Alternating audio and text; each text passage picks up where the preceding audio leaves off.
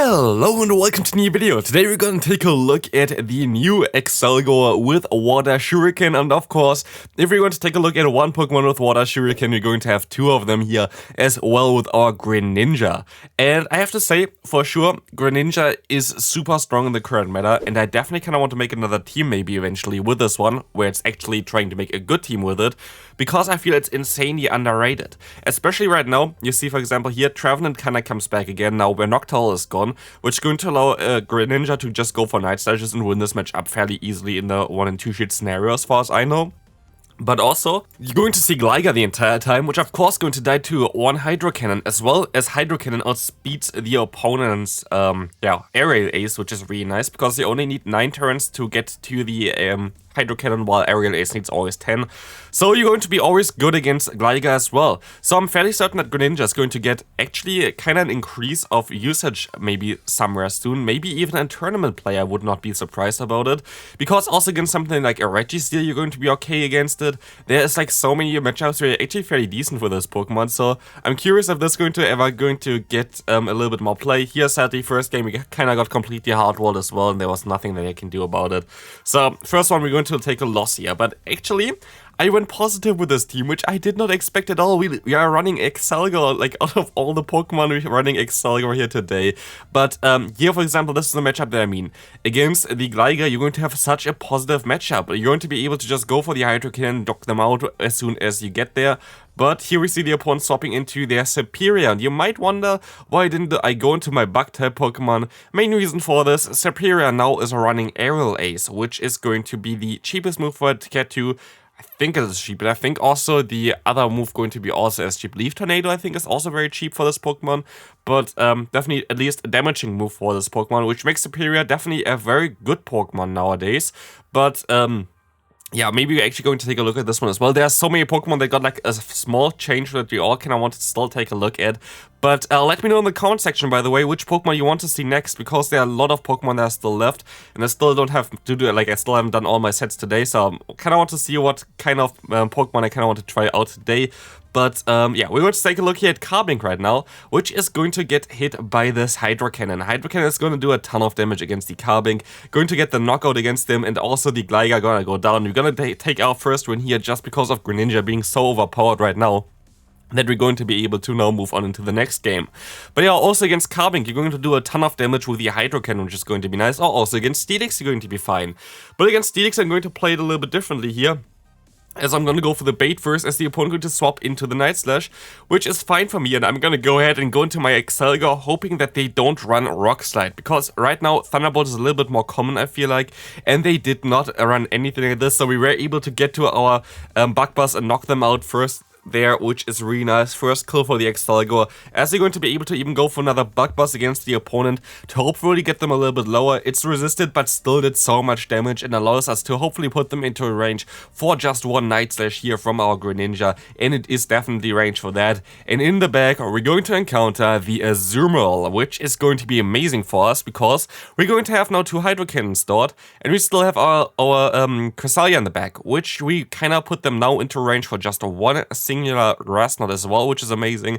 So I'm going to be able to let this move go through, and the opponent has nowhere to go right now, and this is going to be a good game, as yeah, one Grass Knot is all it really takes to knock out the opponent here. I think it actually does not quite knock them out yet, but we will find out most likely shortly, because this battle doesn't last that much longer, and yeah, we can just farm them all the way down, and we can now move on into the next game. Let's see what we're going to encounter here. We're going to have a Medicham in the lead. You see me recently play a lot of times the Cresselia. Main reason for this, Medicham is way bigger in usage. We have Carbink now available, we have the Lantern available, and basically this is the best Pokemon to have right now in the current meta as an anti-meta pick to destroy Medicham, to destroy Lantern, to in general have just a very good matchup with us in a lot of cases here right now. Even against something like Gligar, you're going to be good off. And here we're actually going to be able to realign our Pokemon. Yes, we had to maybe take 2 shields for that, but at least you're going to be able to realign here as the opponent going to try to catch a move. It is still not looking good for us though. We're going to have a Carbink and again the Medicham against us, while our Cresselia is a good core breaker for this matchup here right now. we don't have as many shields as the opponent do, and the opponent has still 2 shields left, so it's going to be a little bit tricky, and it's going to become a little bit more tricky anyway now, as he can now take this Ice Punch. I'm overfarming by a little bit, but it's a CMP tie now, which is really bad for us, as the opponent goes for another Ice Punch and gonna get us way lower than I wanted them to be, and yeah, like this, it's going to be farm down range for the opponent's Carbink. My only play here is to try to go for a bait first, try to get the attack buff. This at least works with the bait a little bit. I should be able to survive one move here. Hopefully it's going to be the rock side. We do survive. We can go for another move. I'm gonna go for the Hydro Cannon here, which is a little bit risky. It does not pay off, and I don't think there was anything I could have done really. I would have been able to reach that Grassland, but Grassland does around like 40% or something, I would guess. So we definitely need like 3 Grasslands to knock out a Carbink, which is kind of insane, but yeah.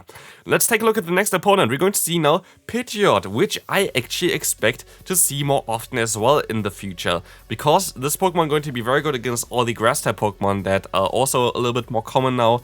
But it's basically, it was never really that far behind compared to the... you see me here, by the way, go for the Hydro Cannon for whatever reason, I don't know, like, it doesn't make sense at all. Sure, went for the, Night Surge there, of course. As I was double buffed, it still does a decent amount of damage, and we see, like, the Altaria. But, the Noctowl is completely gone now, and I feel like that the Pidgeot definitely can take its place, because Feather Dance is very strong. We're most likely going to see an increase of Trevenant in tournament metas. You're going to have Brave Bird, which is going to be very nice in the current meta as well, but you could also actually run Aerial Ace on this Pokemon. A lot of people don't know about it, but this Pokemon actually learns Aerial Ace as well, so you can actually have here right now a Pidgeot with Aerial Ace, so you do some decent damage with a cheap and energy move, and don't even go for the debuff chance with the Feather Dance, because I feel like Feather Dance is mainly decent in the Ultra League. I don't really think it's even that great in the Great League.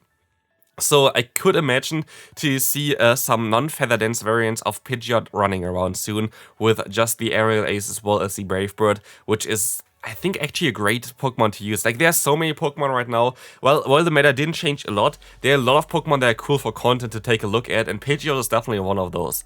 Let's take a look at the next opponent, as we were able to farm them down here with our Accelgor. We're going to have a Pelipper in the lead. Fairly bad lead for us, but we're going to be able to at least reach those Night Slashes fairly fast, and if we're gonna get a boost, this would be amazing. But also without the boost, we're going to put them into range where we can actually go for some more Night Slashes and going to knock them out in the 2-shield scenario, especially if they go ahead and go for the Hurricane for no reason at all. But I'm going to overfarm by a little bit. This should put them into Night Slash range, and like this, I'm going to actually get another fast move through, which I didn't really want to have, but it's fine. I will be able to overfarm by a little bit again, and like this, I have now my Night Slash stored, I have 2 Night Slashes stored and can knock them out, and we're going to see, of course, the Medicham coming in. We are forced to go into our Accelgor right now, and also, one thing for Accelgor, I actually was like thinking of maybe running Focus Blast on it, but yeah, I don't think it actually would have helped me at all. But the Bug Boss definitely helped me out a little bit more with it. Here right now, I can actually still go for the Acid Spray, which is going to make the matchup against the Cresselia a little bit easier. If they would stay in, which they of course wouldn't. But they could actually knock them out with the Greninja here as well with one Hydro Cannon there, but I didn't really want to, as our Cresselia can just tank any kind of charge move from them.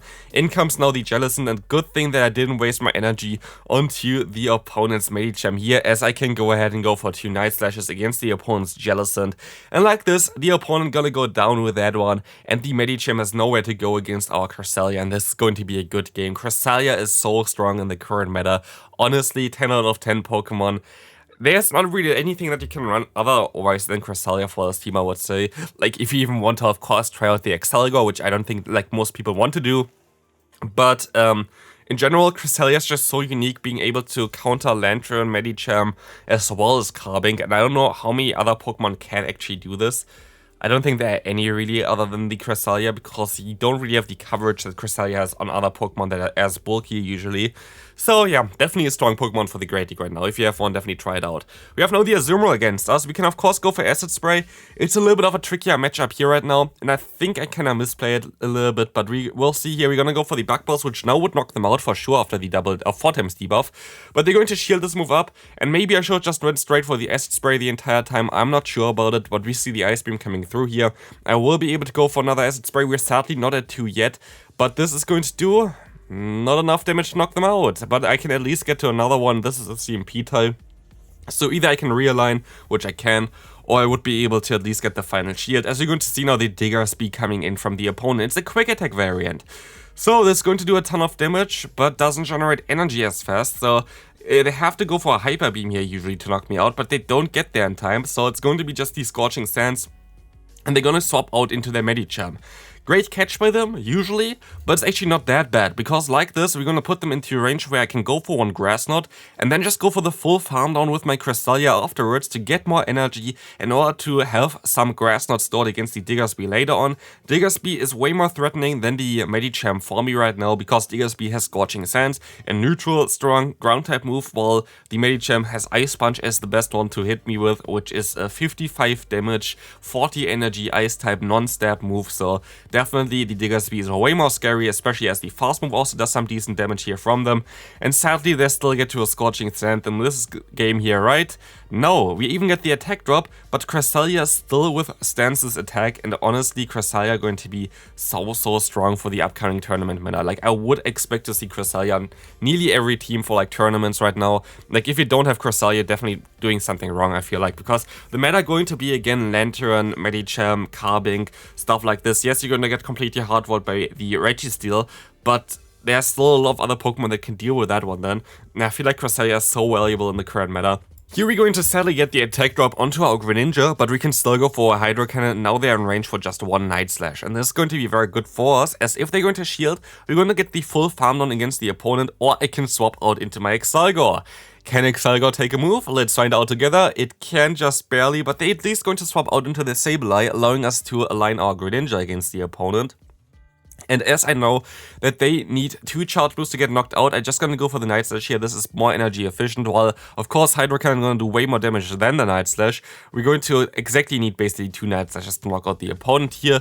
So this is perfect. As they're going to use another shield, we're gonna be able to go for another Night Slash here. Greninja is literally the best Pokemon here right now on the team, I feel like. But sadly, they're going to run the Bastion in the back, and it's going to take a little bit here. It's still not over though. There are 2 ways of me winning this game right now, but they're both kind of awkward and both not really working easily. We're going to see here right now, of course, the Bastion against me. The one way is winning by timeout. What this means, I'm most likely going to end up with less energy than the opponent, at least that's what I thought at this round.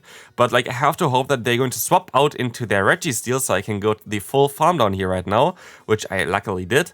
I should have went for one more fast move here, by the way. There was no reason for me to go straight for it. But like, now we're going to maybe try to just stall the clock so I can just have enough more Pokemon than the opponent at the end of the day. But there's another way of winning this game, which I completely mess up here right now. And I would need to swap immediately afterwards right now, and I didn't do this. You see me swapping here super late, just like one turn before.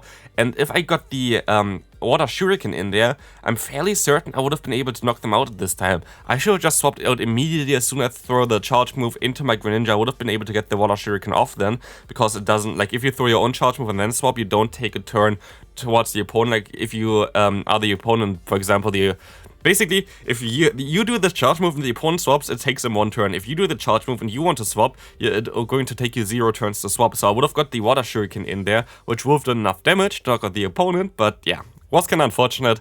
Could have won this game for sure, but this was on me. Definitely something that I could have won if I played it a little bit better. But yeah, let's take a look at the next game. We're going to have Gliscor against us here right now. Going to be a little bit awkward because they're still running Night Slash over Aerial Ace, and I think it's also going to stay for this Pokemon, as Night Slash going to be a little bit faster to get to, gonna give him the boost chance, and here we're going to actually be able to catch the move. We are still in a really bad spot in this game right now, but we're gonna be able to get another Night Slash onto our Greninja. As we see the Ninetales approaching here, we're going to get the move off against them. Hydro Cannon gonna get shielded, but now it's down to our Cresselia. Can Cresselia still win this game? So far behind right now. I'm going to have to shield this move up right now. I have a ton of energy. I know that I can knock out the Gliscor, but they sadly even get to another charge move here like this. There is nothing that I can really do here. I can still survive this one. We still see the Gliscor coming in. I just want to see the final Pokemon real quick again, as it's going to be a Galarian Stunfisk, and this is definitely game.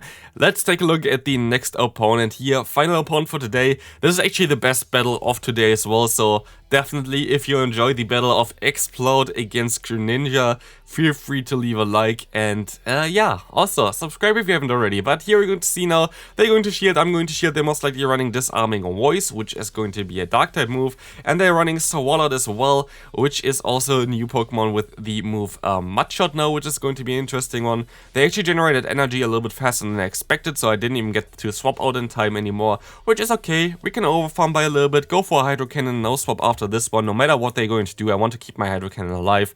So I'm going to swap now into my Cresselia, which is seemingly at least a bad matchup, but Sludge Bomb or Ice Beam, nothing really does damage against me here right now, as you can see. It's there, but Swalot is a very bulky Pokemon. Sludge Bomb is not the best charge move ever, and you see already they need to go for 4 Sludge Bombs in order to knock me out. Like this, I can get a Grass Knot off, and I can just farm them all the way down. We will see the final Pokemon coming in here right now, which is going to be the Shadow Gligas. They have a triple buff team with a spicy Explode, but of course, I'm also someone that appreciates the spice of opponents, and while I can knock out the opponent's Gligar here right now, and I'm going to be able to outspeed the opponent's Explode, I still kind of want to give them the opponent a little bit of a chance to show off a little bit, so I'm going to leave them at a few HP, let them go for an Astonish here right now, and like this, you can at least see one time the Boom Burst animation here, as they're gonna get down by one Accelgor or a Shuriken, just so they see that I'm also running Spice, and this is going to be it for today's video. I hope you enjoyed it. If you did, feel free to leave a like, and I'll see you then. Bye bye.